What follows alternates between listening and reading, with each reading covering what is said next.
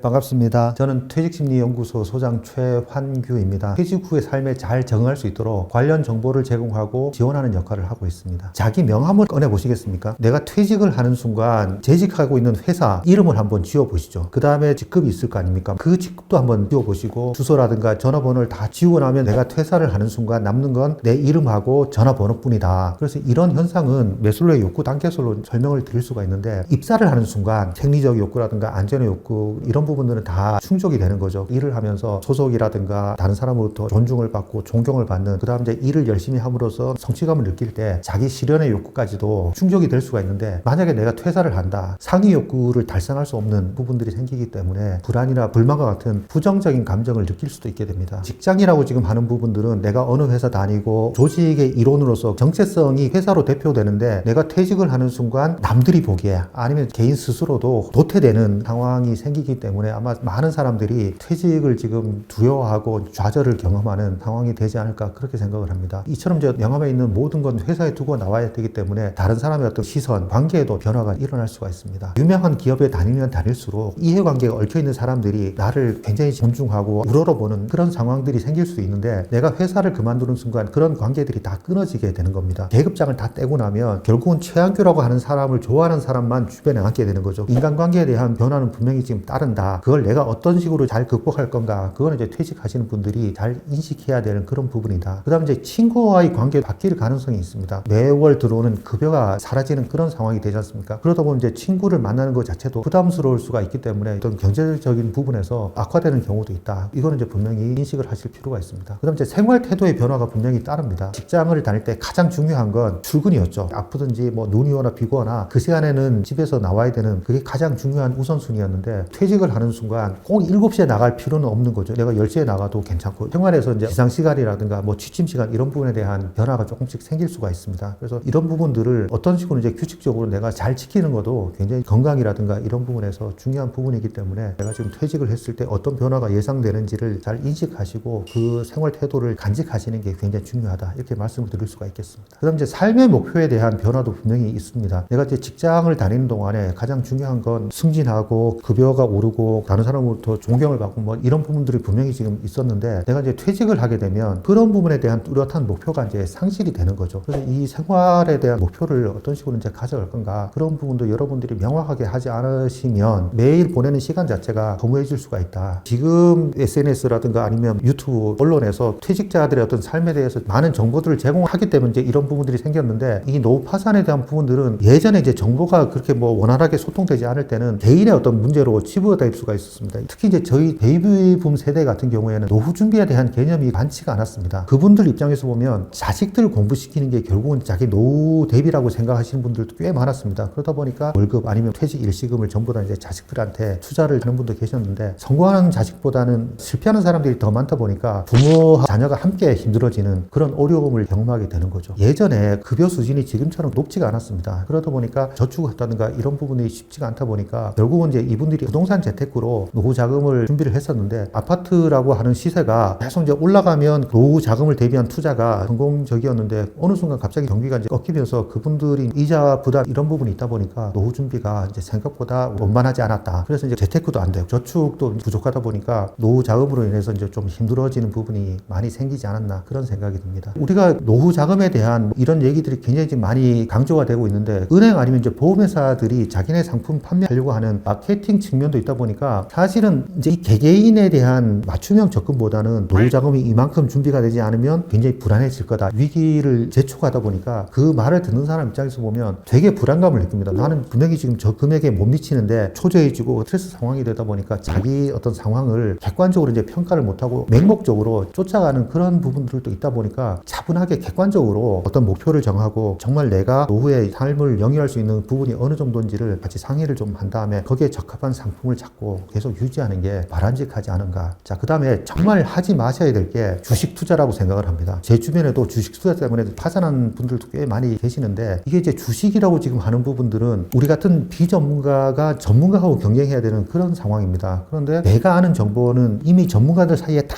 지금 돌고 돈 다음에 그분들이 던져주는 거기 때문에 아무래도 비전문가가 전문가를 이기기는 사실은 쉽지가 않습니다. 남들이 주식으로 얼마 벌었다 이런 생각에 이제 현혹되지 마시고 차분하게 뭐 은행이라든가 아니면 정말 안정된 기관에 돈을 맡기시는 게 조금 더 노후 생활에 도움이 되지 않을까 그렇게 생각을 합니다. 제일 중요한 게 낭비 요소를 좀 줄이는 겁니다. 필요한 자금을 금액들이 정해져 있지 않다고 하면 이게 최소한 금액만 저금을 하게 되는데, 만약에 여러분들이 어느 정도 금액이 필요하다고 그 금액을 정하게 되면 어떤 부분에서 어느 정도를 절약해야 되는지 아마 그 금액이 나올 겁니다. 그럼 그 금액을 확보하기 위해서는 예를 들어 친구하고 술 마시는 거라든가 이런 부분들을 줄여야 되지 않을까 그렇게 생각을 합니다. 그래서 가급적이면 필요하지 않은 경비는 좀 줄여갖고 은행이라든가 상품에 좀 가입을 하셨으면 좋겠고, 그 다음에 우리가 조금 한번 생각을 좀 해보셔야 되는 게, 금융기관에서 노후에 필요한 자금을 몇백만 원이다 이런 얘기들을 지금 많이 하고 있습니다. 그런데 우리가 한번 생각을 좀 해봐야 되는 게, 평균의 함정에 빠지면 안 된다는 거죠. 정말로 지금 객관적으로 부부가 사는데 200만 원이면 살겠다 이렇게 지금 정해서 이제 200만 원을 확보를 했다고 치면, 그 200만 원을 가지고 생활하기 위해서는 내가 정말 아무런 변화가 없어야 됩니다. 아프지도 말아야 되고, 갑자기 이제 먹고 싶은 음식도 생기지 말아야 되고, 자녀가 결혼하지도 말아야 되고, 주변 사람들의 어떤 장례식에도 그런 상황들이 생기지 말아야 되는데, 그건 현실적으로 불가능하지 않습니까? 이제 그러다 보니까 금융기관에서 필요한 금액이 200만 원이라고 하면 어떤 사람은 300만 원이 필요할 수도 있고, 어떤 사람은 이제 100만 원이 필요할 수도 있습니다. 그래서 내가 200만 원이라고 지금 하는 그 금액에는 너무 몰입하지 마시고, 제가 권해드리는 건, 만약에 부모가 이제 은퇴를 했을 때 어디서 어떻게 이제 살아갈 건가, 그런 부분들을 명확하게 지금 한 다음에 여러분들이 어떤 퇴직금을 일시금으로 받아갖고 저금을 하시는지, 아니면 연금으로 받을 건지, 갖고 있는 자가가 있으면 그걸 뭐 주택용으로 받는다든가 어떤 그런 다양한 방법을 통해서 여러분들의 노후 자금을 확보하는 게 현명한 방법이 아닐까 그렇게 생각을 합니다. 다만 이제 퇴직 후에 내가 어떻게 살 건지에 대한 명확한 목표는 분명히 좀 정하고 가시는 게 필요하다. 제 버킷리스트 중에 하나가 산티아고 순례길을 걷는 겁니다. 이제 제가 10년 후에 가겠다고 하고, 그 다음 이제 경비가 100만 원이 든다고 했을 때 1년에 10만 원 정도 저금하면 아마 될 겁니다. 그래서 이제 이 돈을 마련하기 위해서는 친구하고 술자리도 좀 줄여야 되고, 옷을 사는 것도 두 벌 살 걸 한 벌로 줄여야 되고, 이런 어떤 목표가 정해졌을 때 방법을 통해서 이제 10만 원을 확보를 할 수가 있겠죠. 그래서 그럼 내가 뭔가를 하겠다고 하는 목표가 명확할수록 여러분들이 이제 노후에 필요한 자금을 확보할 가능성이 많기 때문에, 그렇게 삶의 목표를 명확하게 정할수록 여러분들이 노후 파산에 대한 공포에서 이제 벗어날 가능성도 이제 커질 수가 있겠죠. 자, 그 다음에 중소기업에 이런 부분에 이제 다니시는 분들 같은 경우에는 사실은 이제 급여 자체가 대기업에 다니는 사람보다는 좀 넉넉하지 않은 경우도 분명히 있을 겁니다. 자, 그러면 방법은 여러분들이 어떤 직업 수명을 늘리는 거죠. 그래서 예를 들어 대기업에 사는 사람이 정년이 이제 60이다. 그렇지만 현실은 한 55 정도에 어쩔 수 없이 이제 퇴직해야 되는 경우가 많다고 치면, 만약에 이제 내가 60이 아니라 65살까지 일할 수 있는, 일을 통해서 자금을 확보할 수 있는 그런 방법들을 좀 찾아보는 것도 노후에 대비한 그런 방법 중에 하나가 아닐까 그렇게 생각을 합니다. 퇴직 후의 삶이라고 하는 건 농부의 삶하고 이제 비슷하다고 생각을 합니다. 농부가 아무리 지금 열심히 일을 하더라도 날씨가 받쳐주지 않으면 원하는 결실을 이제 얻지 못하는 것처럼, 퇴직을 하고 나이가 들어서는 어떤 일자리라든가 이런 부분들을 아무리 내가 뭔가 할 수 있다, 내가 지금 젊은 사람 못지않게 일을 열심히 할 수 있다고 생각을 하더라도 다른 사람들이 나를 그렇게 바라보지를 않는다는 거죠. 저도 최근에 일자리를 찾는다고 면접을 볼 기회가 있었는데, 바로 이제 그 다음날 미안하지만 안 되겠다 거절 통보가 왔는데, 결국은 나이가 많다고 하는 부분들을 같이 일하는 사람들이 불편하게 생각을 할 수가 있다는 거죠. 월급은 30대나 60대는 똑같이 줘야 되는데 30대를 뽑는 게 훨씬 더 일을 지시하기도 편하고 그분들도 건강한데, 만약에 이제 50, 60대 사람을 뽑았다가 혹시나 이제 그분들이 만약에 다치게 되면 한제라든가 이런 처리도 해야 되기 때문에 훨씬 더 리스크가 있다. 그래서 내가 지금 아무리 의욕이 앞서더라도 현실은 녹록치 않다. 여러분들이 분명히 한 살이라도 젊었을 때 노후 대비를 굉장히 지금 빨리 준비를 하실 게 여러분들 노후에 도움이 된다. 그 다음에 우리가 55 아니면 정말 버티고 버텨갖고 이제 60살까지 근무를 하더라도 국민연금을 받을 수 있는 시기에 공백이 분명히 있습니다. 공백을 지금 메꿔야 되는데 어떤 식으로 지금 메꿀 건가? 그게 저금을 통해서 이제 메꿀 수도 있고, 일자리를 통해서 메꿔야 되는데 그 부분을 어떤 식으로 하겠다고 이제 방법을 찾으면 일찍 그 일에 대한 경험을 좀 쌓으시면 좋겠습니다. 제가 작년인가 재작년에 수입이라든가 이런 부분들이 좀 불확실하더라고요. 그래서 우연찮게 이제 도배를 가르치는 그 학원에서 무료로 교육을 시켜준다는 그 얘기를 듣고 난 다음에 그 학원에 전화를 했습니다. 그랬더니 나이가 몇 살이냐고 그래서 제가 이제 50대 후반 이렇게 된다고 얘기했더니, 도배 기술은 가르쳐 줄 수가 있겠지만 그 기술을 가지고 선생님 집 수리하는데 활용하십시오. 건설 현장에서는 한 55 넘으면 더 이상 일할 기회가 없습니다. 이런 얘기를 하더라고요. 그것도 마찬가지고, 그 다음에 이제 포크레인 자격증 같은 경우에도 여러분들이 포크레인 자격증을 따게 되면 한 1년 정도는 현장에서 실습을 해야 되는데, 좀 나이 많으신 분들은 현장에서 잘 실습생을 안 받아주는 모양이더라고요. 왜냐면 이제 현장이 위험할 수도 있고 지시도 하고 일을 못하면 이제 욕도 해야 되는데 그런 부분이 좀 어렵다 보니까, 그래서 이 나이라고 지금 하는 부분들이 재취업에 도움이 되기보다는 걸림돌이 되는 게 현실이다. 그렇게 생각을 하시고, 그 자격증도 여러분들이 한 살이라도 어렸을 때 딴 다음에 그거를 지금 활용을 활용할 수 있는 경험은 많이 쌓으면 쌓을수록 재취업에 도움이 되지 않을까 그렇게 생각을 합니다. 자격증에 대해서 생각을 많이 하더라도 자기가 했던 경험을 살릴 수 있는 자격증이 그나마 이제 유효하지 않을까 그렇게 생각을 합니다. 예를 들어서 회계를 하시던 분이 만약에 이제 공인회계사 자격증을 딴다고 하면 그건 뭐 최고겠지만 그렇지 않은 상태에서 이제 그냥 전혀 자기 직무 경험하고 상관없는 자격증을 땄을 때 과연 내가 어떤 식으로 고객을 확보할 수 있을까 이거에 대해서는 한번 심각하게 생각을 좀 해볼 필요가 있다 그렇게 지금 말씀을 드릴 수가 있겠습니다. 그래서 뭐 굉장히 지금 많은 자격증이 있기 때문에 여러분들이 한번 자격증을 쭉 살펴보신 다음에 이 자격증을 가지고 내가 현장에서 활용할 수 있는지는 여러분들이 그 자격증을 가지고 실제로 이제 현장에서 활용하시는 분들하고 심도 있게 해볼 필요가 있습니다. 발품을 팔아서 현장을 먼저 확인을 좀 하신 다음에 내가 이런 현장에서 일을 하기 위해서는 이런 자격증이 좀 도움이 되겠다 그렇게 확신이 들 때 이제 자격증을 취득하기 위한 시간 투자를 가지는 게 어떨까 그렇게 권해드립니다. 내가 40대 후반이든지 아니면 이제 50대로 접어드는 순간 여러분들이 결단을 내려야 됩니다. 자, 내가 지금 이 회사에서 언젠가는 퇴직을 해야 된다. 그러면 내가 지금 퇴직 준비를 언제부터 할 건가? 그걸 이제 가족들하고 상의를 한 다음에 여러분들이 퇴직 준비하시는 게 제가 보는데 훨씬 더 현명한 선택이 아닐까 그렇게 생각합니다. 만약에 내가 회사의 수명을 조금 더 늘리겠다고 55까지 계속 일을 하다가 원하는 포지션에 승진을 못했을 경우에는 회사 생활도 제대로 안 되지만 여러분들 노후 준비하는 그런 시기도 늦게 되면 결국은 그 후에 그 삶이 황폐해질 수가 있기 때문에 잘 선택하시는 게 굉장히 중요하다 이렇게 말씀을 드릴 수가 있겠습니다. 실제로 많은 퇴직 준비하시는 분들이 걱정거리가 돈에 집중이 되는 것 같더라고요. 근데 제가 생각하는 돈보다 더 좀 고민을 해봐야 될 부분들이 외로움, 시간이 많다 보니까 외로움과 지루함을 어떤 식으로 해소할 수 있을까 이게 더 큰 문제인 것 같습니다. 예를 들어서 내가 지금 회사를 다니는 동안에 사실은 재정적으로 마련할 수 있는 돈은 한계가 있습니다. 이제 그러다 보니까 내가 지금 만약에 이제 퇴직을 하고 난 다음에 국민연금이든지 뭐든지 간에 내가 이제 200만 원을 쓸 수 있다고 하면 내가 200만 원 안에서 생활을 지금 할 수 있게 맞출 수는 있습니다. 그렇지만 내가 외로움을 지금 해소하기 위해서는 혼자서 할 수 있는 부분들이 아니거든요. 그래서 이게 직장 생활을 하는 동안에 내가 이제 노후에서 어떤 식으로 외로움을 달래면서 시간을 가치 있게 쓸 수 있을까 그거에 대한 고민도 같이 해볼 필요가 있다. 그래서 여러분들이 혼자 노는 방법을 좀 찾아볼 필요가 있습니다. 월요일부터 만약에 금요일까지 직장을 다닌다고 하면 사실은 외로울 시간이 별로 없거든요. 외롭다고 하면 동료들 불러갖고 아니면 뭐 친구 불러갖고 이제 저녁에 뭐 술 한잔 할 수도 있고 약간 이제 경제적으로 부담할 수 있는 범위 안에서 친구를 주말에 불러갖고 아니면 주말에 이제 원하는 취미 활동도 이제 할 수 있다 보니까 외로울 시간들이 별로 없는데 그 직장 다니는 동안에 혼자 보내는 시간에 대한 적응을 하지 않고 갑자기 이제 퇴직을 하고 난 다음에 시간이 많을 때 그거를 지금 하려고 하다 보면 사실 어떻게 해야 될지 모르는 사람들이 좀 있더라고요. 그러다 보니까 제 친구 중에서는 매일 친구를 불러갖고 술을 먹는 그런 사람도 있는데 결국은 그러다 보니까 알코올 중독으로 인해 갖고 가족과의 관계도 안 좋아지고 본인도 간이 안 좋아져 갖고 세상하고 관계를 지금 좀 끊은 친구도 있는데 결국은 내가 혼자 있는 시간을 어떻게 가치 있게 보낼 건가에 대한 부분도 돈을 마련한 것 이상으로 굉장히 필요하면서 중요한 부분이다. 그래서 그거를 지금 같이 외로움을 달랠 수 있는 게 이제 가족과의 관계인데 만약에 이제 가족하고 관계가 원만하지 않거나 뭔가 지금 갈등 상황이 있는 상태에서 여러분들이 퇴직을 하게 되면 같은 공간에서 불편한 사람끼리 같이 있는 것 자체가 굉장히 고통인 건 여러분들 다 경험하셨지 않습니까? 만약에 이제 그런 상황이 되게 되면 내가 집에 있는 게 불편해지거든요. 그러면 밖으로 이제 나돌게 되는데 사실은 밖에 있는 동안에도 그 외로움을 지금 달랠 수 있는 방법은 별로 없습니다. 결국은 나 혼자 지금 쓸쓸한 날에 혼자서 지내게 되다 보면 삶 자체가 굉장히 허무해지거든요. 그래서 그거를 지금 어떻게 할 건가? 그래서 이제 결국은 경제력이 좀 있는 경우에는 그 허함을 달래기 위해서 술집이라든가 이런 부분을 다닐 수도 있고 그 다음에 이제 나한테 좋은 얘기를 하는 사람하고 이제 굉장히 밀접한 관계를 맺을 수가 있는데 나한테 지금 좋은 얘기를 하는 사람들 경우에 대다수가 사기꾼일 가능성이 많다는 거죠. 그러니까 내 돈을 보고 접근한 그런 사람이 될 가능성이 있다 보니까 퇴직 준비가 이제 정말 철저하고 그 다음 이제 외로움을 달랠 수 있는 그런 방법을 찾아갖고 이제 가족들하고 잘 지낼 수 있으면 그런 유혹에서 벗어날 수가 있는데 그렇지 않은 경우에는 알코올 중독이라든가 이런 부분에 빠질 가능성이 지금 많다. 그래서 결국은 겨울 한파에 노출되는 그런 힘든 시간을 보낼 수도 있기 때문에 여러분들이 이런 준비를 미리미리 좀 해놓는 게 굉장히 지금 필요하다. 이렇게 말씀드릴 수가 있겠습니다. 취미 생활을 갖는데 돈이 드는 취미도 있고 돈이 안 드는 취미도 있고 쉬운 취미도 있고 어려운 취미도 있는데 제가 생각하는 건 우리가 이제 지속 가능한 취미인가 이렇게 한번 놓고 따져볼 필요가 있다는 거죠. 예를 들어서 겨울에 지금 한참 이제 인기 좋은 게 스키지 않습니까? 그러면 내 취미는 스키다. 그러면 뭐 겨울 한 두세 달 정도만 취미를 즐길 수 있고 나머지 기간 동안은 취미를 즐길 수 있는 게 아니기 때문에 어떤 그 스키 자체가 지속하지가 않은 취미일 가능성이 많죠. 그 다음에 강도가 굉장히 높은 그런 취미를 지금 갖게 되면 지금은 내가 견딜 수가 있겠지만 한 5년, 10년 지났을 때 그 강도를 내가 맞추지 못하게 되면 하면 그 취미도 또 다른 취미로 바꿔야 되는 그런 상황이 되기 때문에 예를 들어서 정말 지금 배우자하고 함께 할 수 있는 그런 가벼운 취미 정말 이제 권해드리고 싶은 건 그냥 아파트 주변에 산책하는 부분 그 다음에 이제 만약에 동네 뒷산이 있다고 하면 가볍게 이제 뒷산을 계속 이제 오르내릴 수 있는 그런 취미 그 다음에 이제 아파트 같은 데 하시는 분은 아파트 계단 오르내리기 뭐 이런 부분들을 지금 만약에 이제 취미로 갖는다고 하면 그렇게 운동 부하도 많지 않으면서 돈도 안 들고 꾸준하게 할 수 있는 이제 그런 취미가 되겠죠. 만약에 뭐 요새 이제 자전거를 타시는 분도 많은데 이게 이제 자전거를 타게 되면 어떤 유혹에 빠지게 되냐면 자전거에 비싼 자전거로 바꾸고 싶은 그런 충동에 빠질 수도 있습니다. 만약에 내가 계속 지금 장비를 이제 바꿀 수 있는 여력이 되면 가능하겠지만 그렇지 않은 경우에는 좀 열등감을 좀 느낄 수도 있기 때문에 그런 어떤 그 상대방하고 비교가 안 되는 그런 취미들을 좀 하시면 어떨까 그렇게 생각을 하고요. 그 다음에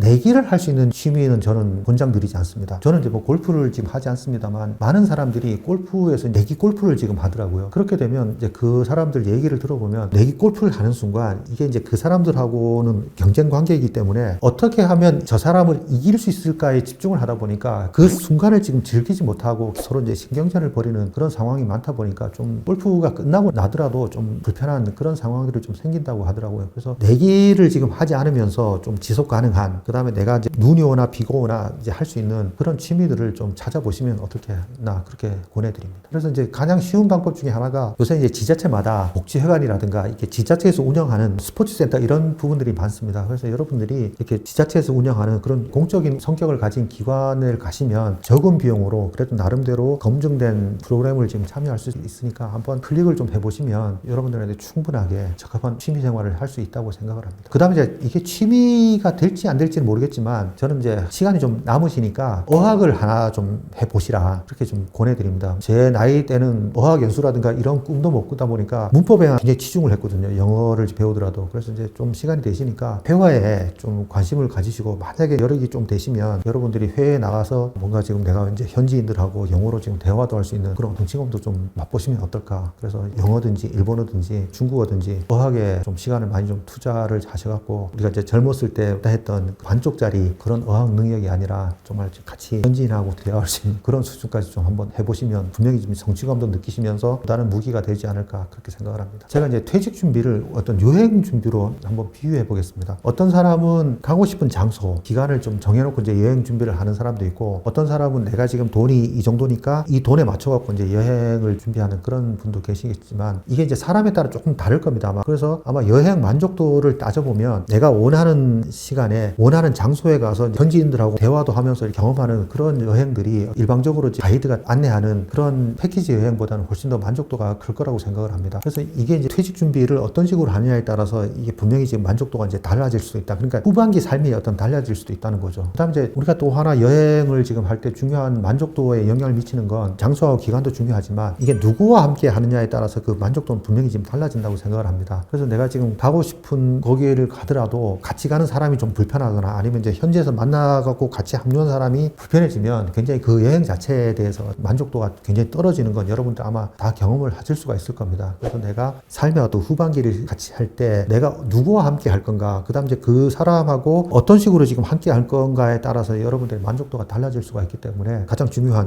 여러분들 배우자, 여러분들 가족하고 같이 관계를 지금 돈독하는 그런 부분들이 가장 중요한 퇴직 준비라고 생각을 합니다. 그래서 우리가 흔히 말하는 퇴직 준비는 이꼴 이제 돈이라고 하는 부분들은 굉장히 지금 단편적인 부분이지 그게 퇴직 준비의 전부가 지금 아니기 때문에 여러분들이 돈 이외에 어떤 부분들이 이제 퇴직 생활에 퇴직 후에 어떤 그 생활에 필요한지를 여러분들이 한번 찾아보시면 좀 어떨까 그렇게 생각을 합니다. 그래서 우리가 이제 어떤 그 돈이라고 하는 부분들은 내 어떤 삶을 약간 이제 편하게는 만들어 줄 수가 있지만 우리의 어떤 그 삶을 만족시킬 수 있는 그런 최종 목적은 사실 아니라는 거죠. 여러분들이 돈에 대해서 어떤 급급하기보다는 돈 이외의 부분들 내 삶의 목표를 지금 분명히 세우고 난 다음에 누구와 함께 할 건가 어떤 식으로 지금 내가 충실하게 시간을 보낼 건가 이런 부분들을 지금 여러분들이 목표를 더 먼저 세우시는 게 여러분들 삶의 만족도를 높이는 데 더 중요하다고 생각을 합니다. 그래서 어떤 내가 지금 실제로 이제 퇴직을 하시는 분들의 지금 인터뷰를 조금 이제 해보면 가장 그분들이 고민하는 게 시간이 많은데 이 시간을 어떤 식으로 지금 그 잘 쓸 건가 그러니까 외로움하고 지루함과의 어떤 싸움이라고 생각을 지금 할 수가 있는데 이게 이제 삶의 목표가 뚜렷하지 않으면 퇴직 후의 삶이 굉장히 지루해집니다. 시간이 많고 이제 할 일이 없는 사람들이 지루함을 느끼게 되면 뭔가 새로운 자극을 느끼면서 자기 어떤 존재감을 찾아야 되는데 흔히 말하는 그때 이제 여러분들이 생각을 하는 중독에 빠지게 되는 거죠. 인생의 인생 자체에 도움이 안 되는 그런 행위들을 하게 되는데, 이런 부정적인 상황에서 빠져나가기 위해서도 지금 여러분들의 삶의 목표를 잘 세우시기를 부탁을 드립니다. 진정한 퇴직 준비라고 지금 하는 부분들은 몸과 마음 모두가 다 충만한 그런 준비가 진정한 퇴직 준비다, 이렇게 말씀을 드릴 수가 있는 거죠. 우리가 이제 제대로 된 퇴직 준비라고 지금 하는 건 앞에서 계속 이제 설명드린 건강, 삶의 목적, 외로움, 그 지루함, 혹은 이제 우리가 느낄 수 있는 따분함, 이런 그 외에 퇴직 후에 노후 자금을 이제 준비하는 걸 진정한 퇴직 준비라고 이제 할 수가 있겠습니다. 그래서 여기서 이제 우리가 아까 말씀드린 5가지 중에서 한 가지라도 좀 부족하게 되면 퇴직 후의 삶에 어떤 식으로든지 부정적인 영향을 줄 수가 있습니다. 따라서 정말 이제 지금부터라도 자신의 준비 상태, 그걸 차분하게 돌아보고 좀 부족한 부분이 있으면 어떻게 이제 채울 건가에 대한 방법을 찾는 게 진정한 퇴직 준비라고 할 수가 있겠습니다. 준비가 착실하면 착실할수록 퇴직 후에 그 결실을 지금 맛볼 수가 있기 때문에 노력에 헛된 노력이 지금 아니라고 생각을 합니다. 반갑습니다. 퇴직심리연구소 최환규입니다. 가장 먼저 생각을 하는 게,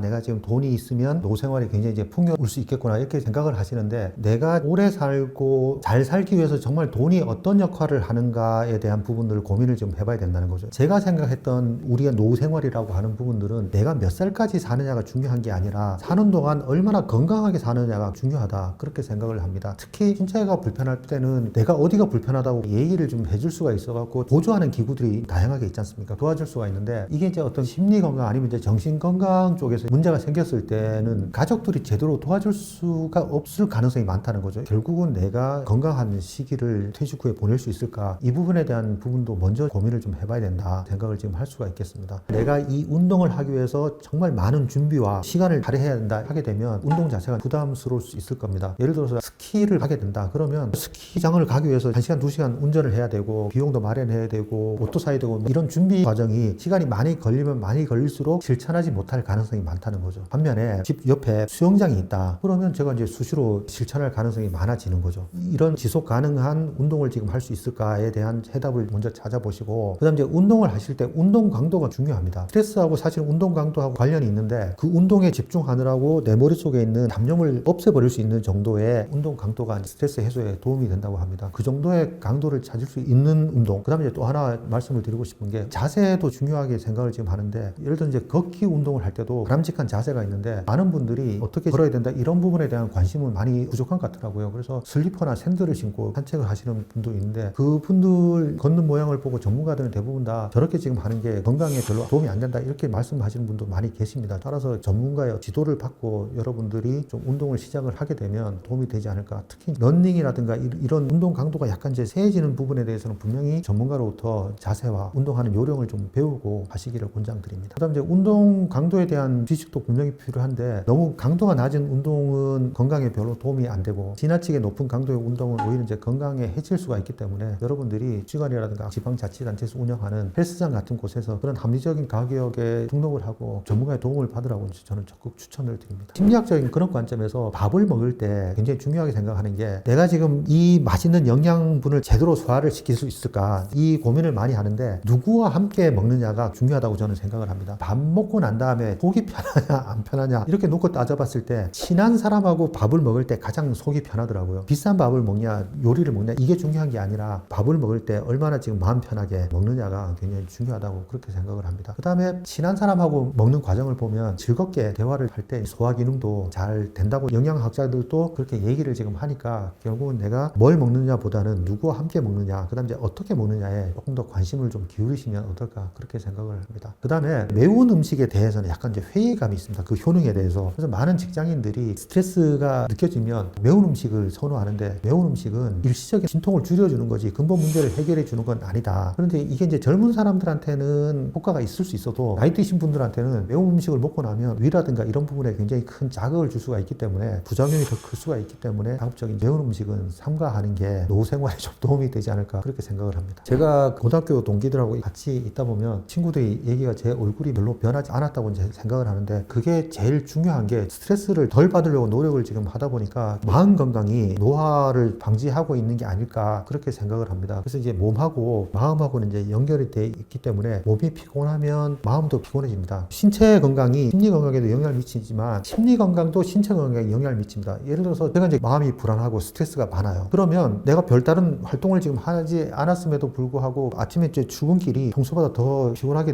느낄 수가 있기 때문에, 내가 지금 마음 건강, 몸 건강 이걸 두 개를 다 다 어떻게 식으로 잘 균형을 맞추느냐가 굉장히 중요하다. 몸과 마음을 병들게 하는 가장 큰 원인이 갈등하고 스트레스라고 생각을 지금 합니다. 결국은 여러분들이 노후 생활에서 중요하게 생각을 해야 되는 게 갈등하고 스트레스인데, 이 스트레스의 원인을 한번 잘 생각을 지금 해보시기 바랍니다. 예전에는 외부의 압력에 대해서 이제 스트레스 원인이라고 생각을 했는데, 최근에는 마음의 균형이 깨지는 걸 이제 스트레스 원인이라고 정의 자체가 이제 변한다. 그러면 퇴직하신 분들 외부 원인이라고 하는 건 자녀가 뭐 사업을 하다가 실패했다, 그래서 부모님 계신 아파트를 좀 팔아야 되겠다, 제발 좀 도와달라, 뭐 이런 상황이 아니라고 하면 스스로 이제 만드는 스트레스가 굉장히 지금 클 거라는 거죠. 아, 내가 과거에 왜 이렇게 못했을까, 과거에 너무 술만 먹었을까, 뭐 이런 후회 자체도 굉장히 큰 스트레스의 원인이 된다는 거죠. 그래서 그거를 지금 어떤 식으로 현재 생활에 충실하면서 미래지향적으로 살아갈 건가에 따라서 스트레스가 이제 줄어들 수도 있고 더 크게 느껴질 수도 있다는 거죠. 갈등하고 스트레스는 별다른 노력 없이 내가 어떤 식으로 순간적으로 지금 마음 먹냐에 따라서 쌓일 수가 있다는 거죠. 주변 사람을 한번 살펴보십시오. 아, 왜 저 인간은 신발을 지금 저런 거밖에 못 신어? 이렇게 생각을 부정적으로 하기 시작하면 주변 사람한테서 못마땅한 부분이 아마 엄청나게 지금 많이 찾아질 겁니다. 뭐 신발뿐만 아니라 양말 색깔도 마음에 안 들 거고, 바지 길이도 마음에 안 들 거고, 그 사람이 평소에 지금 나한테 했던 말투라든가 이런 부분까지 마음에 드는 게 하나도 안 생길 수도 있다는 거죠. 그러니까 내가 지금 상대방을 어떤 시각으로 바라보느냐에 따라서 스트레스가 만들어지는데, 결국은 내가 지금 나의 삶을 바라보는 태도, 주변 사람을 바라보는 태도에 따라서 없던 갈등하고 스트레스도 생길 수가 있다. 그래서 여러분들이 갈등하고 스트레스에 대한 원인과 해소 방법을 제대로 잘 아시는 것도 여러분들 노후 생활에 굉장히 지금 마음 건강에 중요하다. 갈등하고 스트레스를 여러분들이 인식한다고 생각이 되면 그 자리에서 멈추셔야 됩니다. 왜 지금 그러냐면, 스트레스 반응은 아주 원시 시대 때부터 거친 환경에 노출됐을 때 사람의 생존을 도와줄 목적으로 지금 만들어진 반응 기관이거든요. 예를 들어서 산에서 곰을 만났다. 곰하고 싸워갖고 이기거나 아니면 곰으로부터 빨리 도망쳐야지 생존할 가능성이 높아지기 때문에 순간적으로 반응 속도를 높이기 위해서 만들어지는 게 스트레스 반응이다. 이렇게 이제 발달을 해왔는데, 우리가 이제 환경이 개선되고 삶의 목적 자체가 과거와 이제 달라짐에도 불구하고 이 스트레스 반응은 과거 원시 시대 그대로 지금 같이 유지가 되고 있다는 거죠. 그러다 보니까 상사가 부하한테 질책을 하게 되면 그런 말을 부정적인 말로 받아들이는 순간에 상사가 적으로 인식될 수가 있다는 거죠. 적이라는 게 뭡니까? 내 생존을 지금 위협하는 그런 상대가 될 수가 있기 때문에 적으로 인식되는 순간 내가 물리쳐야 될 대상이 될 수가 있다는 거죠. 자, 그러면 상대가 내가 물리쳐야 될 대상이 되면 어떻게 됩니까? 나는 싸워서 이겨야 되지 않습니까? 그러면 말로 아니면 행동을 통해서 싸우게 되는데, 내가 지금 말로 싸우게 되면 말싸움이 되는 거고, 상대방한테 주먹을 가하게 되면 폭행이 되는 거죠. 이것도 다 이제 스트레스 반응이 되기 때문에 여러분들이 스트레스 반응에서 이제 벗어나기 위해서는 내가 화가 나는구나, 뭔가 좀 속에서 열이 나는구나, 이렇게 느끼는 순간 바로 그 자리에서 멈추셔야 된다. 그렇지 않고 말을 계속 하시거나 행동을 하게 되면 수습하지 못하는 좋지 않은 상황까지 이룰 수 있다. 이렇게 이제 말씀을 드릴 수가 있겠습니다. 그 다음에 일단 소나기는 좀 피하고 보자. 속담을 지금 이용하게 되면 갈등하고 스트레스가 느껴지는 순간에 잠깐 그 자리를 벗어나는 것도 하나의 방법인데, 이건 이제 일시적인 방법입니다. 이게 이제 오래 되게 되면 상대방을 오히려 더 화가 나게 만들 수가 있기 때문에 잠깐 자리를 피하더라도 여러분들이 심호흡 한번 하고, 아, 내가 지금 저 상황에서 어떤 식으로 내가 반응을 할 건가에 대한 부분들을 좀 명확하게 한 다음에 돌아와서 상대방한테 고맙다, 미안하다, 이렇게 정식으로 대화를 하시면 어떤 그 상황을 조금 더 이제 빨리 수습할 수 있는 그런 부분이 될 겁니다. 그래서 가급적이면 일단 멈추고, 그 다음에 냉정하게 판단을 하고 난 다음에 어떻게 하면 이 상황을 수습할 수 있을까 방법을 찾고, 그 다음에 그 방법대로 상대방하고 대화를 지금 나누게 되면 그 상황을 현명하게 해결할 수 있다. 이렇게 말씀을 드릴 수가 있겠습니다. 상대방하고 나하고 관계가 악화된다든가 아니면 힘든 상황인데 가장 쉽게 그 상황에 벗어날 수 있는 방법들은 감사를 하는 겁니다. 근데 우리가 이제 어떤 상황에서 감사거리를 찾기 위해서는 그 상황에서 내가 지금 긍정적인 영향을 받고 있는 게 어떤 건가에 대한 부분들을 알아차리는 과정이 감사하기의 시작이라고 지금 말씀을 드릴 수가 있습니다. 예를 들어서 배우자가 다른 사람들은 지금 퇴직을 하고 난 다음에도 다른 직장을 찾아가고 잘 다니고 있는데 왜 당신만 집에서 빈둥거리고 있냐, 이렇게 지금 얘기를 했을 때 아마 대부분 반응이, 아니 내가 지금 놀고 싶어서 노느냐, 뭐 나의 상황 아는 당신마저 나한테 이렇게 얘기하면 서운하다, 뭐 이렇게 얘기를 할 수가 있거든요. 근데 만약에 이제 내가 감사를 하겠다고 하면, 아, 저 사람이 지금 나한테 뭘 원하는가, 상황 인식부터 먼저 객관적으로 이제 하게 되겠죠. 그래서 아, 저 사람이 나한테 저런 얘기를 하는 건 나를 질책하는 게 아니라 저 사람 마음속에서는 내가 조금 더 활동적이고 생산적인 일을 지금 하기를 바라는구나, 이런 걸 이제 알아차릴 수가 있다는 거죠. 자, 그럼 이제 알아차리고 난 다음에 제가 이제 그 상황에서 저 사람이 지금 나한테 원하는 게 뭔가, 그 다음 내가 지금 이 상황에서 긍정적인 부분들이 어떤 게 있는가, 이런 부분들을 지금 좀 찾아보는 거죠. 그래서 찾은 게 저 사람이 나를 정말로 지금 걱정하고 있구나, 긍정적인 영향을 지금 찾게 되면 저 사람은 지금 내가 좀 건강하고 뭔가 좀 생산적인 활동을 지금 하기를 바라는구나 느끼게 되면 정말 집사람이 나를 진실로 이제 생각을 하는구나, 이렇게 지금 느낄 수가 있다는 거죠. 그러면 그걸 이제 행하는 거죠. 나를 지금 진정으로 이제 걱정하는 말을 해줘 해줘서 내가 정말 지금 당신이 나를 얼마나 사랑하는지 느낄 수가 있었다. 이렇게 지금 배우자한테 얘기를 하게 되면 배우자가 그래 나도 당신한테 말이 좀 심했지만 나는 당신이 그렇게 농땡이만 부리지 말고 취미 활동을 하든지 아니면 활동을 하면서 다시 이제 건강을 좀 유지했으면 좋겠다. 이렇게 서로가 솔직한 얘기를 할 수 있는 대화의 장이 시작이 될 겁니다. 그래서 우리가 생각을 해봐야 되는 게 항상 우리는 본능적으로 부정적인 부분들을 먼저 찾는 연습을 지금 하고 있거든요. 그래서 그거를 내가 긍정적으로 지금 할 수 있는 게 뭔가, 저 사람이 나한테 하는 긍정적인 메시지가 뭔가를 계속 찾는 과정이 감사의 가장 기본적인 시선이 될 수가 있는 거죠. 좀 여유가 있게 되면 감사 일기라고 한번 써보기를 지금 권하는데, 감사하는 순서가 먼저 알아차리기입니다. 상대의 가치를 재발견하거나 뭔가가 지금 나한테 주어졌을 때 주어진 것에 이제 주목하는 거죠. 그 다음에 생각하기입니다. 왜 그것이 나한테 주어졌는가를 생각을 지금 하는 거고, 세 번째로 제3자로부터 뭔가를 받았을 때 경험하는 행복감이라든가 아니면 그 사람하고 나하고 이렇게 연결이 되는구나, 저 사람이 나를 이렇게 생각을 하는구나, 이걸 충분하게 느끼는 거고, 네 번째가 상대방한테 고마움을 표현하기 위해서 뭔가를 이제 행하는 거죠. 그런 감사하다고 이제 얘기를 하거나 안아주거나 어떤 행동으로 지금 옮겨지는 과정인데, 이거를 여러분들이 매일매일 간단하게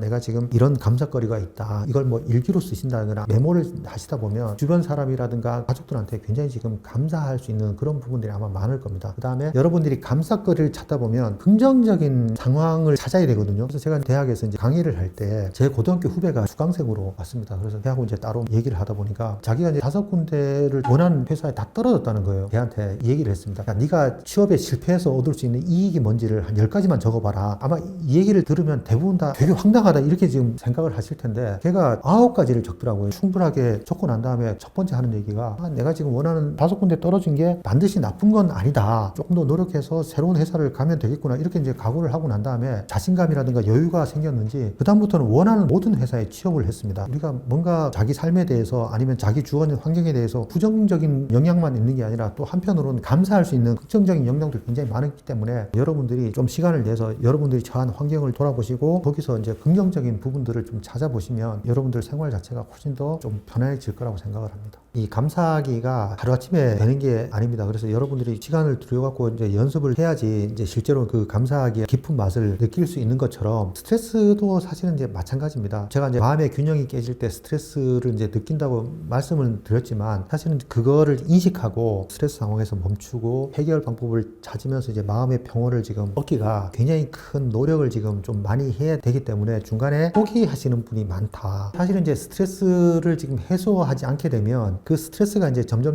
쌓이게 됩니다. 쉽게 얘기하면 만성적인 스트레스가 된다는 거죠. 그러니까 스트레스를 처음 느낄 때는 약한 강도의 스트레스를 지금 느낄 때도 내가 지금 스트레스 받고 있구나 이렇게 인식이 가능한데, 이게 이제 시간이 지나면서 계속 스트레스를 받게 되면 스트레스에 대해서 둔감해진다는 거죠. 둔감해지기 때문에 어지간한 강도의 스트레스는 내가 지금 받고 있는지를 이제 모르게 되는 거죠. 근데 문제는 사람이 스트레스를 견딜 수 있는 한계가 있습니다. 그래서 어느 순간 그 한계를 이제 벗어나게 되면 갑자기 심장에 무리가 생긴다든가 아니면 얌전한 사람이 술자리에서 폭력적인 사람으로 된다든가 이렇게 지금 반응을 하게 되는데, 결국은 내가 지금 스트레스에 민감하게 만드는 게 굉장히 중요하다. 근데 이제 문제가, 제가 경험한 거의 99% 사람은 갈등이나 스트레스 상황에서 문제에 직면해서 해결하기보다는 회피를 하고 싶어집니다. 이건 이제 인간의 본능이라서 뭐라고 하기는 좀 어렵지만, 그 문제를 해결할 때 이제 문제가 해결되는 게 아니라 점점 더 근본적인 원인은 더 커지고 수습하기 어렵기 때문에 용기를 내서 빨리 지금 문제에 직면하고 해결책을 찾는 게 굉장히 중요하다 말씀을 드릴 수가 있겠습니다. 자, 그래서 이제 갈등이 생겼을 때 가장 먼저 해야 되는 게, 일단 상대방한테 미안하다고 얘기를 지금 하시면 더 이상 갈등이 이제 커지지는 않습니다. 물론 뭐 우스갯소리로 배우자가 왜 미안한데 뭐 그런 뭐 우스갯 코미디 같은 영상도 있습니다만, 대부분 경우에 미안하다고 얘기를 좀 하게 되면 문제가 악화되는 건 방지할 수가 있으니까, 일단 회피하는 것보다는 미안하다 이렇게 사과를 지금 하고 난 다음에 좀 냉정하게 서로가 이제 열을 좀 식힌 다음에 차분하게 대화를 지금 하시다 보면 내가 생각했던 문제의 원인, 그 다음에 이제 상대방이 생각했던 문제의 원인 사이에 갭이 있다는 걸 알게 될 겁니다. 그래서 그 원인을 찾게 되면 문제의 수습은 쉬워지기 때문에 가급적이면 미안하다는 말로 좀 대화를 시작하시면 좋겠습니다. 그다음 이제 대인 관계에서 오는 그 스트레스라든가 갈등을 줄이기 위해서는 양보다 이제 질로 좀 따져봐야 되지 않을까 이렇게 생각을 합니다. 예를 들어서 어떤 비즈니스를 지금 하는 사람은 내가 아는 사람의 폭이 많으면 많을수록 내 비즈니스에 도움이 된다고 이제 생각을 하다 보니까 그 사람하고 뭔가 관계를 유지하기 위해서 다양한 시간과 노력을 기울이는데, 사실은 이렇게 이렇게 따져보면 그 사람하고 비즈니스 하는 사람이 많으면 많을수록 거기에서 오는 내가 견뎌야 되는 스트레스라든가 이 갈등 어떤 강도보다 실제로는 비즈니스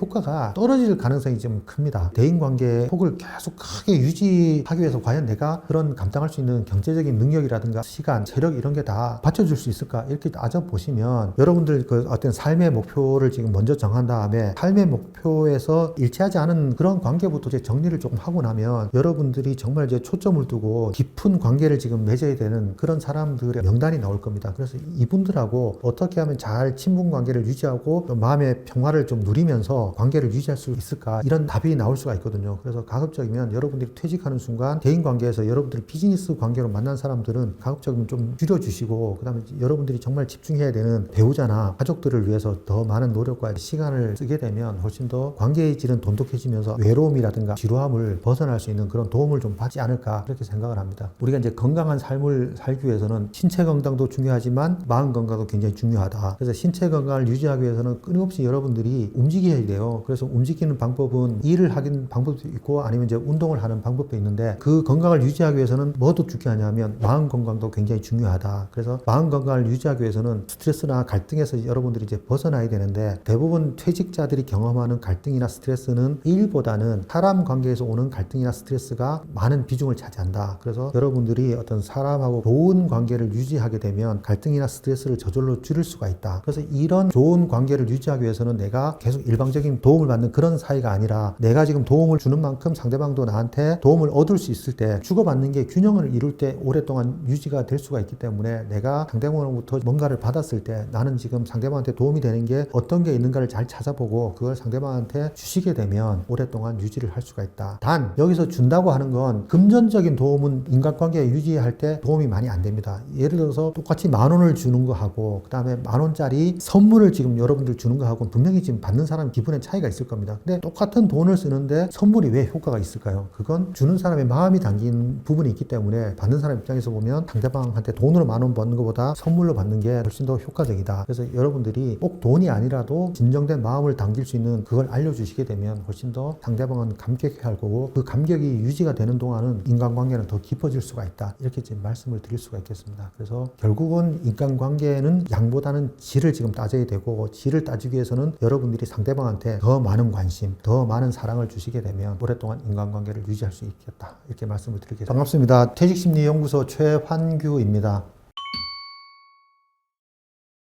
우리가 이제 인간관계의 본질에 대해서 생각을 해봐야 되는데 아마 여러분들 대부분 다 고슴도치를 아실 겁니다. 고슴도치가 어떻게 이제 교우를 날 수가 있을까요? 너무 가까이 가면 가시에 찔려서 이제 문제가 되고 너무 거리가 멀어지면 체온을 나눌 수가 없기 때문에 이 고슴도치가 서로 이제 체온도 나누면서 가시에 찔리지 않을 이렇게 적당한 거리를 찾을 수 있어야지만 겨울에 생존할 수가 있다는 겁니다. 사람하고 관계도 이제 마찬가지죠. 우리가 이제 물리적 거리가 너무 멀게 되면 그다음 이제 심리적으로도 가까운 사이가 아니라고 느껴지게 되면 이제 관심 대상에서 벗어날 수가 있기 때문에 별로 바람직하지 않은 거고 또 너무 가까이 있게 되면 오히려 이제 더 상처가 커지는 것처럼 이 적절한 거리를 유지해야지 상처도 덜 받고 그다음에 내가 상대방한테 주는 영향도 민감하지 않게 그렇게 지금 될 수가 있다는 거죠. 그래서 인간관계의 가장 기본적인 부분들은 적절한 거리감을 유지를 지금 하는 거다. 이게 이제 부부나 자녀의 관계도 사실은 이제 적절한 거리감을 유지해야 되는 게 마찬가지인 게 예를 들어서 이제 제가 배우자의 일거수일투족에 대해서 관심을 보이면 상대방은 그걸 관심이라고 할까요? 감시라고 생각을 할까요? 그 다음에 또 너무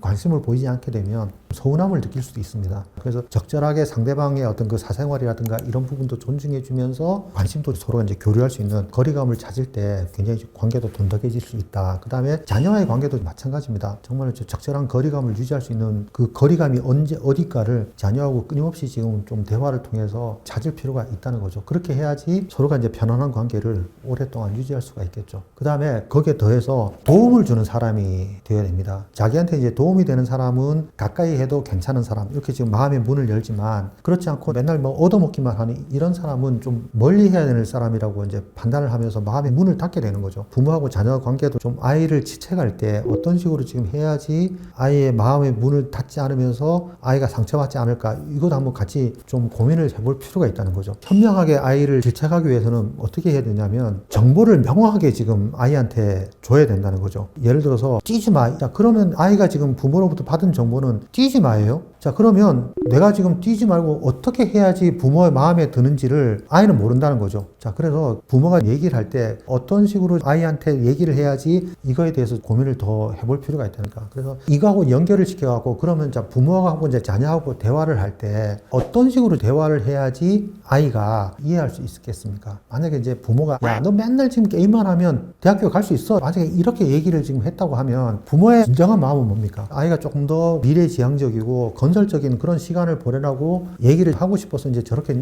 야단을 쳤는데 그 야단을 듣는 아이 입장에서는 야단을 맞는다고 하는 좀 불편한 마음을 느낄 수도 있다는 거죠. 그러니까 너가 지금 공부 대신에 이렇게 게임하는 모습을 보면 정말 걱정이 된다. 얘기를 하게 되면 부모가 지금 어떤 말을 지금 하는지 나한테 어떤 정보를 주고 싶은지 그래서 아이 입장에서 부모가 나한테 지금 이걸 원하는가를 쉽게 이해하면 이해할수록 아이도 부모한테 걱정하지 마세요. 제가 조금 쉴 때 이제 이렇게 게임을 하게 되니까 너무 걱정 안 해도 충분하게 공부 열심히 하겠습니다. 이렇게 지금 대답을 할 가능성이 있다는 거죠. 그래서 우리가 대화할 때 중요하게 생각을 해야 될 게 내가 지금 어떤 정보를 주고 어떤 정보를 지금 얻고자 하는가를 명확하게 할수록 대화는 커뮤니케이션 목적은 명확해진다. 이렇게 지금 먼저 이제 이해를 좀 하시고 그 다음에 내가 지금 하는 말로 인해 갖고 관계가 어떻게 변할 수 있는지도 한번 고민을 좀 해보셔야 된다는 거죠. 그래서 내가 지금 하는 커뮤니케이션 방법이 아이한테 충분하게 제대로 된 정보를 주고 있는가, 그 다음에 내가 하는 대화로 인해서 우리의 관계는 어떤 식으로 지금 변화가 될 건가에 대한 고민을 해보셔야 된다는 거죠.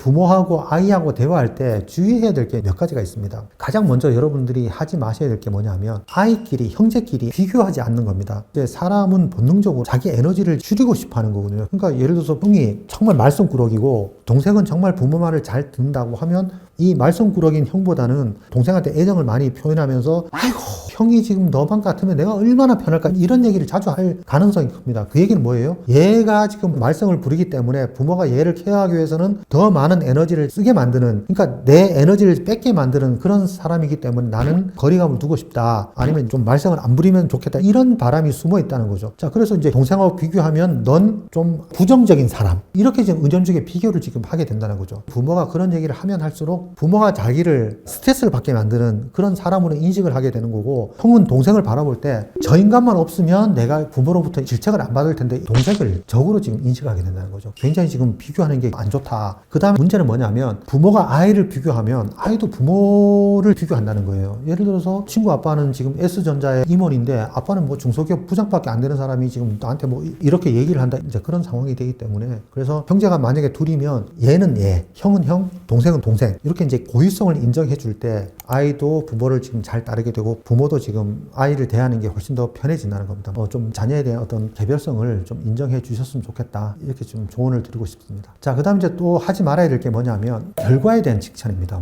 넌 100점 맞으면 엄마 아빠한테 효도하는 거야. 이제 좀 극단적으로 얘기를 했다고 치면 얘는 100점 맞지 못하고 99점을 받게 되면 효도를 하는 걸까요? 하지 않은 걸까요? 또 우리가 흔히 조건을 많이 붙이지 않습니까? 뭐 예를 들어서 이제 100점을 맞으면 게임기를 사주겠다 이렇게 얘기했을 때 걔는 부정행위까지도 할 수도 있다는 거죠. 그래서 어떤 조건을 내걸기보다는 정말 아이를 순수하게 지금 좀 지지해주고 격려해줄 필요가 있다. 그러기 위해서는 결과가 아니라 좀 과정에 대한 격려가 좀 필요하거든요. 무슨 얘기냐니까 만약에 여러분들이 아이가 오늘 저 시험 봤을 때 90점 받았습니다 이렇게 했을 때 아이가 맞은 90점을 먼저 지금 생각을 하시는지 아니면 틀린 10점 여기에 초점을 맞춰갖고 얘기가 먼저 나오는지를 한번 여러분들 스스로 한번 살펴보셔야 된다는 거죠. 네가 지금 정말 90점 받기 위해서 정말 얼마나 많은 노력을 했는지 엄마 아빠가 안다. 그래서 이 10점에 대해서는 다음에 조금 더 노력하면 충분히 가능하니까 너무 서운해하지 말아라. 만약 이런 식으로 위로를 해준다고 하면 아이 입장에서 보면 결과가 아니라 정말 내가 지금 이렇게 열심히 한 걸 지금 엄마가 아시는구나. 우리가 이제 과정에 대해서 계속 격려를 하게 되면 훨씬 더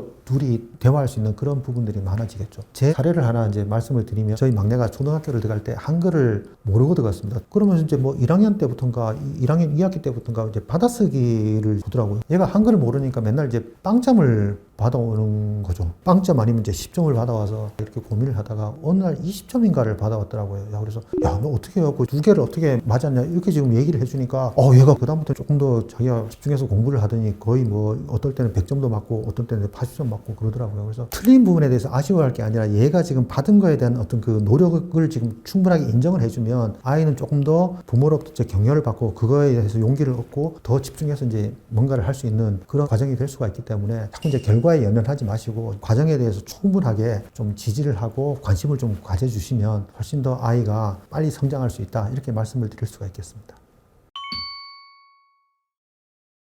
부모가 자녀를 인해서 뭔가 재산을 뺏긴 사례가 좀 극단적인 사례이기 때문에 뭐 언론에 보도된다든가 이렇게 되지만 그렇지 않은 경우가 많거든요. 젊은 사람이 부모를 걱정하는 게 더 많다. 왜냐하면 부모가 재산이 없거나 아니면 빠듯한 사람이 대부분일 텐데 이 사람 입장에서는 자식한테 나눠줄 수 있는 여력이 별로 없어요. 자, 반대로 자식들 입장에서 보면 아이 공부도 시켜야 되고 자기 집 마련해야 되고 가족이 사는 것도 빠듯한데 여기에 부모까지 도움을 줘야 된다고 생각을 하게 되면 아마 자식들도 많이 걱정하고 있다고 생각을 합니다. 그래서 서로가 어떤 식으로 자기 삶에 대해서 독립돼서 잘 환경을 헤쳐나가야 될 건가, 이거에 대해서 같이 지금 고민을 할 필요가 있다고 생각을 해야 되는데 왜 그러면 이제 좀 극단적인 이런 정보가 더 많이 유행을 하고 있는가, 이렇게 되면 이게 이제 사람은 본능적으로 생존에 대해서 긍정적인 정보보다는 부정적인 정보에 민감해야지 생존할 가능성이 더 높아진다는 거죠. 아주 오래전에 우리를 공격할 수 있는 적에 많이 노출이 됐을 때는 적이 우리를 공격할 가능성이 있다고 하는 이 부정 정보를 놓치면 생존에 위협을 받지만 긍정적인 정보는 놓쳐도 생존에 그렇게까지 치명적인 영향을 받지 않기 때문에 오히려 이제 부정적인 정보를 긍정적인 정보보다 더 민감하게 더 오랫동안 기억할 가능성이 있었다는 거죠. 근데 이제 어떤 야생동물로부터 공격받을 가능성도 없고 환경 변화로 해서 목숨을 잃을 가능성도 없는 이 상황에서 아직도 이제 부정적인 정보가 긍정적인 모든 정보보다 더 중요하게 영향이 크게 받아들이는 그런 경향이 있기 때문에 사람들이 어떤 그 상대방의 호기심을 끌기 위해서는 극단적인 부정적인 정보를 자꾸 이제 노출시킨다는 거죠. 그래서 너무 민감하게 부정적인 정보에만 민감해야 할 필요는 없다, 말씀을 드릴 수가 있는 거죠. 자, 그래서 이제 그 자식하고 부모하고는 어느 정도 거리감이 유지돼야 된다고 생각을 했었는데 이 거리감을 유지하게 못하게 만들었던 게 예전에 대가족 문화가 있었지 않습니까? 3대가 4대가 같은 집에 살면서 자식은 부모를 봉양해야 되는 그게 어떤 전통적인 효가 됐었는데 그런 전통이 무너지면서 자식이 부모를 봉양해야 되는 이런 효 개념에서도 벗어나야 되는데 그게 이제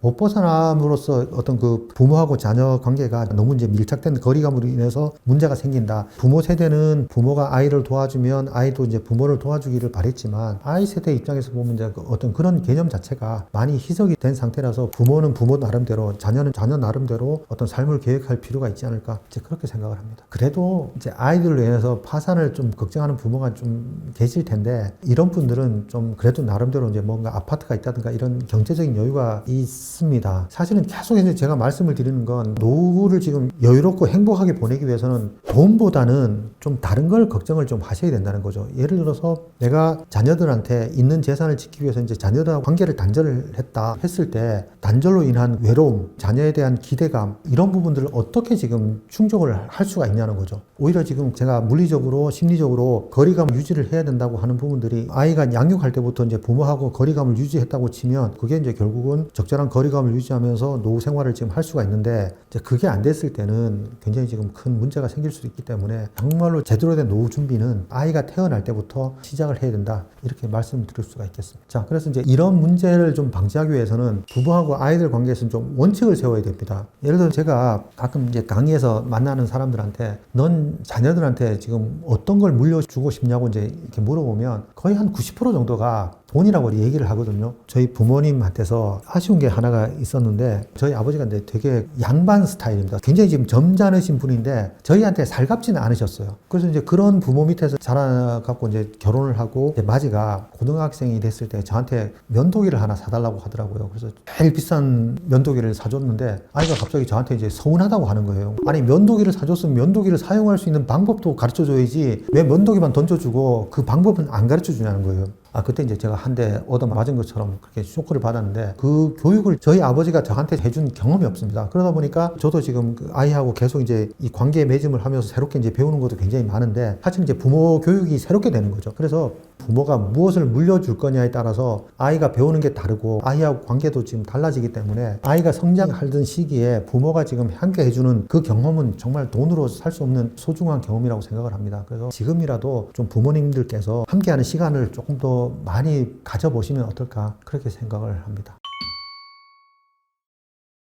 우리가 이제 직장을 다닐 때는 역할이 명확했습니다. 대부분 이제 한 사람이 직장 생활을 하면 한 사람은 가사 노동을 하는 그런 경우가 되겠고, 그다음에 맞벌이 부부라도 남자보다는 여자가 지금 이제 가사 노동을 하는 상황이 많았죠. 자, 그러면 이제 퇴직을 한 다음에는 배우자한테 도움을 주기는커녕 계속 이제 입으로 뭐 이거 갖고 와라, 밥 차려달라 이런 얘기를 했을 때 배우자는 아마 그 남편을 보면서 자기한테 손해만 되는 사람이라고 생각을 지금 하면서 남편을 멀리하기 시작을 할 가능성이 상당히 많다는 거죠. 결국은 노후를 지금 함께 할 수 있는 사람은 배우자가 거의 유일한 사람이지 않습니까? 그래서 우리가 지금 배우자를 내가 얼마나 소중하게 생각하고 그 사람한테 도움이 되는 사람이냐에 따라서 배우자가 끝까지 지금 내 곁에 남을 수도 있고 그렇지 않을 수도 있다. 그래서 정말 퇴직을 하는 순간부터 내가 어떻게 하면 배우자한테 많은 도움을 줄 수 있을까, 그런 생각을 지금 하면서 가사 노동에도 적극적으로 참여를 하시고 요리를 배우셔서 일주일에 한 끼 아니면 두 끼라도 좀 배우자한테 대접을 해줄 수 있는 그런 사람이 되었으면 좋겠다. 자, 그 다음에 배우자하고 관계의 질은 결혼 직후부터 결정이 되기 때문에 배우자 머릿속에 남편 이꼴 남의 편이 아니라 내 편, 이런 인식이 들 수 있도록 정말 충분하게 인식을 시켜주시면 평생 함께 해야 될 훌륭한 파트너라고 생각을 하고 일방적으로 희생이라고 생각을 하지 않고 여러분들한테 많은 도움을 줄 수 있다고 생각을 합니다. 그래서 여러분들이 만약에 배우자로부터 사랑을 받고 싶으면 먼저 여러분들이 사랑을 주셔야 한다. 이거를 강조드리고 싶습니다. 예를 들어서 내가 지금 배우자하고 관계가 굉장히 좋게 되면 자녀하고 관계는 배우자 다음에 이제 자녀로 인식이 되는데, 배우자하고 관계가 지금 안 좋게 되면 그 대상이 누가 되냐면 아이들이 된다는 거죠. 그러면 배우자가 지금 멀어지는 것만큼 나는 이제 아이들하고 거리를 가깝게 유지하고 싶은데, 아이들 입장에서는 아빠하고 엄마하고 사이가 안 좋으면 엄마 눈치도 봐야 되고 아빠 눈치도 봐야 되고, 그런데 이런 관계에서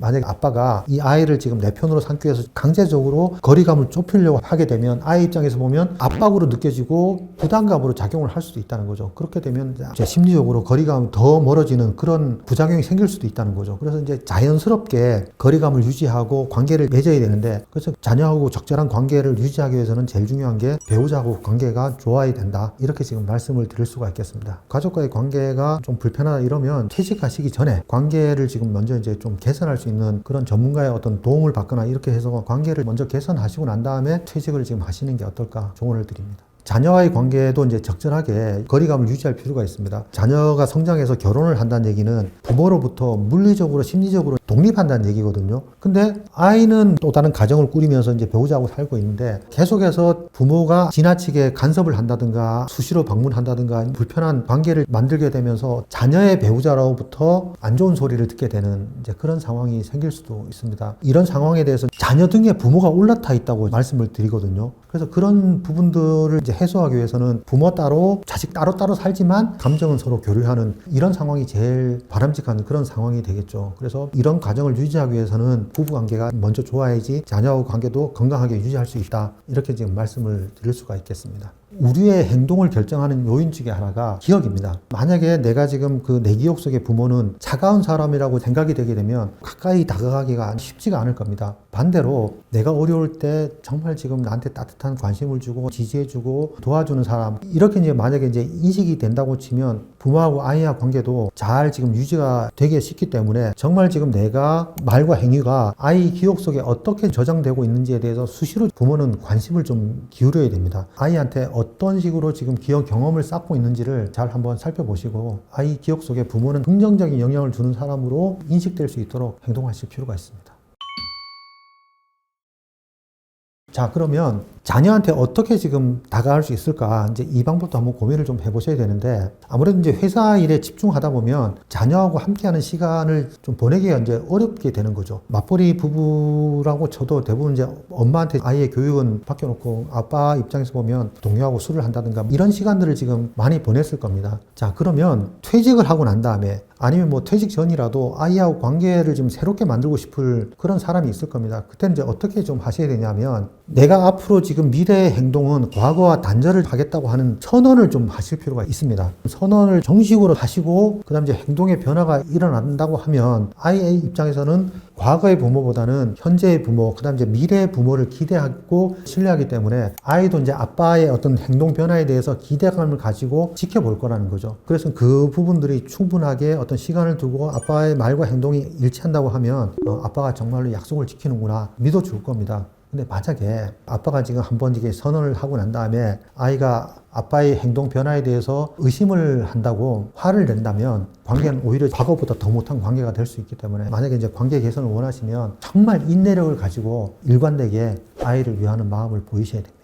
제가 만난 많은 부모님들은 내가 지금 이때 이렇게 지금 잘 표현을 했으면 이렇게 오해를 하지 않았을 텐데 지금 이렇게 소통 능력 부족을 관계 단절의 원인으로 삼는 분들이 좀 있으신데 저는 그거는 반은 맞고 반은 아니라는 생각이 좀 들거든요. 그래서 정말 진심은 상대방한테 진심으로 다가갈 수 있다 이렇게 지금 말씀을 드리고 싶은데 내가 정말로 아이한테 사랑하는 마음이 있다고 하면 아이도 분명히 그 사랑하는 마음을 받아들일 거다. 앞에서도 말씀드렸다시피 스트레스 상황이 안 되게 막는 게 굉장히 중요하다는 거죠. 그래서 스트레스 상황이 아니라 마음 편한 상태에서 진심을 담아서 얘기를 하게 되면 갈등 상황은 별로 생기지 않는다. 정말로 지금 여러분들이 소통하기가 쉽지가 않다고 하면 저는 이제 추천드리고 싶은 게 편지를 쓰는 겁니다. 이렇게 편지를 쓰다 보면 감정은 빠지고 객관적인 사실만 담기기 때문에 오히려 내 마음을 지금 담아서 좀 전달하기가 쉽지 않을까 이렇게 생각을 좀 합니다. 그 다음에 이제 편지를 쓰다 보면 상대적으로 냉정해지기 때문에 내가 정말 뭘 원하는지 객관적으로 이제 파악하기도 쉽다는 거죠. 편지를 지금 한번 써보시면 어떨까 이렇게 말씀을 좀 드리고 싶고 관계를 만든다고 하는 건 과일나무를 가꾸는 거하고 똑같습니다. 예를 들어 과일나무가 잘 자라기 위해서는 건강한 묘목을 비옥한 땅에 심고 물도 자주 주고 병충해도 예방하고 지속적으로 이제 관심을 기울이면 튼실한 과일을 지금 맺을 수 있는 것처럼 인간관계에 대해서도 관심과 정성을 쏟을 때 그 관계 형성이 된다는 거죠. 그래서 예를 들어서 배우자하고 관계가 잘 맺어지고 아이들하고 관계가 잘 맺어지면 가정이라고 하는 풍요로운 그 숲이 지금 만들어질 수가 있을 겁니다. 그래서 정말 내가 잘 만든 인간관계 속에서 가장 긍정적인 영향을 받는 사람은 나라는 사실을 이제 받아들여야 된다는 거죠. 그래서 나를 위해서라도 그 관계를 잘 형성할 필요가 있다. 이게 이제 노후 준비라고 했을 때 우리가 돈보다는 가족하고 관계를 지금 잘 화목하게 만드시게 되면 노후에 걱정할 수 있는